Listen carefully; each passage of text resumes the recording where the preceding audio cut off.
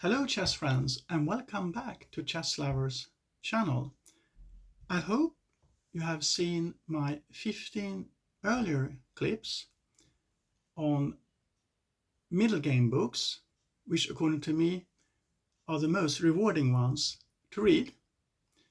Now we have come to the 16th book, and this is a book written by Yuri Averbakh called Chess Tactics for Advanced Players. Áverbakh looks like this.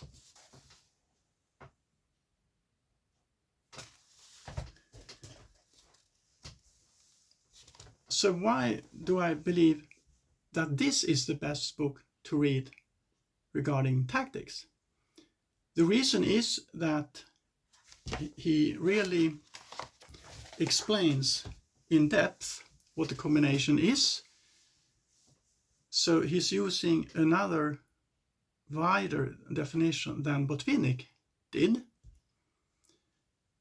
And he's also very critical of the fact that the middle game is the least explored of all the three phases of the game.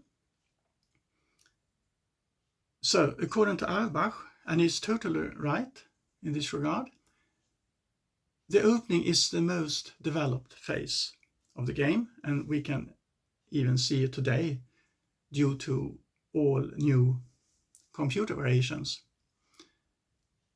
And regarding the second most explored phase of the game, the endgame, Áverbakh himself has written and explored the endgame together with co-authors in depth. So these books are a very good complement to Ruben Fine's basic chess endings. So the least explored game is the middle game, and he's writing the following in the introduction. Turning to the theory of the middle game, we find that the progress made here is by no means as impressive. The development of this phase being characterized mainly by a rapid growth in the volume of data. Books on the middle game usually contain hundreds of positions, but unlike their predecessors, the progress made here is reflected chiefly by an increasing number of examples, rather than by a more profound understanding of this fascinating phase of the game. So he thinks when it's about the tactical area of the game that is too concrete. We do not have generalizations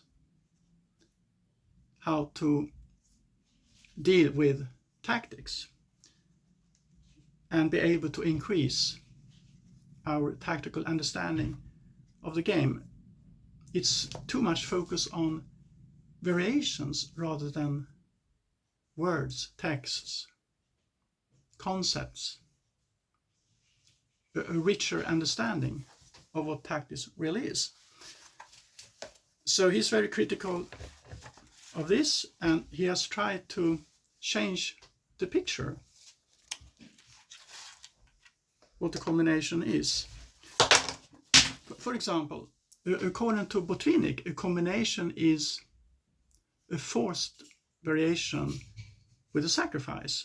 And this is also, I believe, the most accepted combination even today. For example, Sahovsky, Informator, have published several editions of combinations, books about combinations, which contains several hundreds different combinations classified according to Botvinnik's definition.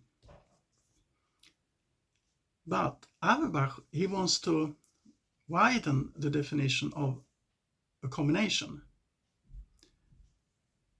So to him, even a maneuver could be called a combination, because a maneuver can contain a double attack, which it often does. So for Áverbakh, the double attack is the key when we are talking about tactics and combinations. I shall show you a very concrete example. It's the end of a famous study by Richard Reti made in 1922. And as you can see here, after king e5, it's essentially a double attack, because white is preparing king d6, supporting the c pawn, as well as king f4, catching up the h pawn.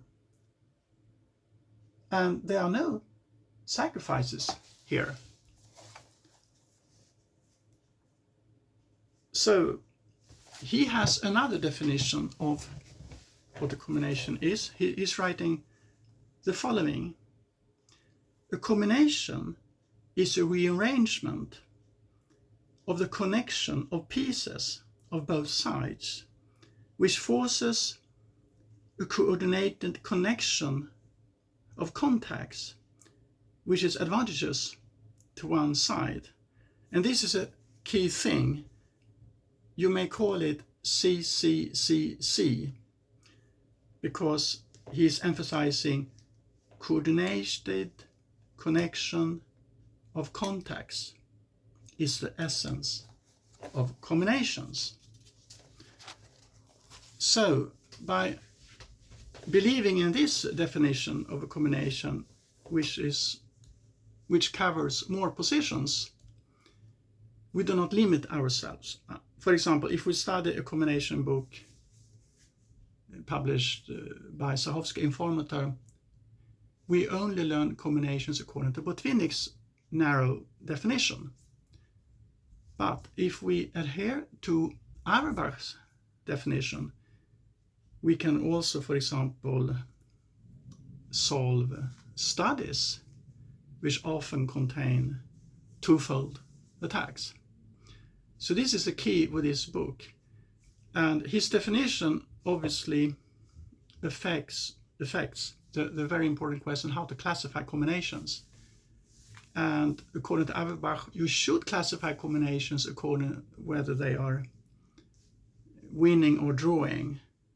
So winning combinations, he can divide them in 3 different groups, like combinations against the king, combinations against pieces and pawns, and queening combinations.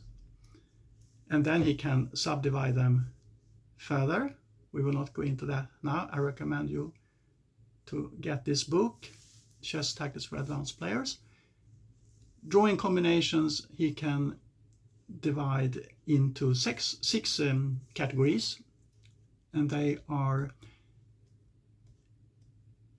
first stalemate combinations, perpetual check combinations, perpetual pursuit combinations, blockade combinations, fortification combinations, and combinations where the equilibrium of the balance is restored. So this is his combination. He elaborates this very detailed in this book, How to Classify Combinations. I have also written an extensive article about this in the Swedish magazine Schacknytt, Chess News, for about 35 years ago. So this area is very undeveloped, despite the fact that Áverbakh has already written a key book, but it seems it's not the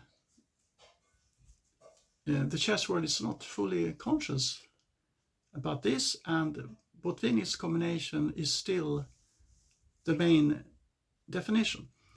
But in my opinion, then you limit yourself, because if we are meeting players who have a more extended view of what the combination is, that we are really dealing with double attacks, and we are dealing with maneuvers as well, as we saw with this Rete study, we will extend our understanding of, like Alekhine said, that the combination is the heart of chess. And of course, if we meet players in practical games, we will have greater chance to succeed in this area if our definition is more correct. So how should you study combinations? So according to Áverbakh, you can split them in drawing combinations and winning combination. That is fine. But I would even go one step further, which I have also explained in my 300 books. That is better if you don't know the actual result of the position you are trying to solve, because that is the real situation when you are sitting there in front of your opponent in an important tournament game. The training situation must be as similar to the playing situation as possible. Anyway, the lower the ladder you are regarding understanding the tactical area of the game, of course, you can study drawing and winning combinations. And you can even study combinations where you know that it is a sacrifice on h7, it is mate on the last rank. But according to Áverbakh, as it says in this book, it's not entirely clear that this is the best method, that you know the theme beforehand. In my opinion, if you are, a beginner or a new club player, the lower the ladder you are, the more important it is that you learn the Greek sacrifice, for example, etc. All different kinds of tactical tricks, fork, pinning, overloaded piece, etc. And Áverbakh is also writing about these things. But the higher level you are, you must widen everything, and when you are practicing a combination, you should know as little as possible, so it will be as similar to a real playing situation as possible. This is also according to Botvinnik's advice, which I think is very good. Training situation should be as similar to the playing situation as possible. So it means that you should strive for, if we are talking now about positions, you should strive for positions where you don't even know the result, you don't even know the theme. And you can even go one step further, you don't even know who is to move. So if you have a program focused on solving combinations in different ways, you will prepare much better than if you are just solving combinations from a book according to Botvinnik's definition. So this is a key thing with this book, Chess Tactics for Advanced Players. So what should you remember now? You should remember that the middle game is the least explored part of the game. There are not many books which really teach you how to get a more profound understanding of the middle game. I have recommended a lot of books so far. For example, Pawn Power in Chess, middle game books by Max Oewe, Pachman, and a lot of other books, 15 books altogether, which will help you to increase your understanding of the game. And now we also have the book about tactics. So this book will widen your definition, according to this CCCC, coordinating connection of contacts is the essence of combinations. So by using this definition, you widen your understanding regarding the tactical area of the game. And you also have full classification of combinations in this book, which is very much based on double attack. So that is the key with this book, that that combination is, tactics are mainly about double attacks. So I warmly recommend this book. Try to get it. I don't know how the second-hand market looks like right now, but I can imagine you can find this book, for example, AB Books or maybe Amazon. I haven't checked it, but hopefully you will find this book, and you will also have a new perspective of tactics as well as combinations. So I wish you good luck with this book, and next time I will talk about my 17th suggestion of most important and rewarding Middlegame book. See you then, and thank you for watching.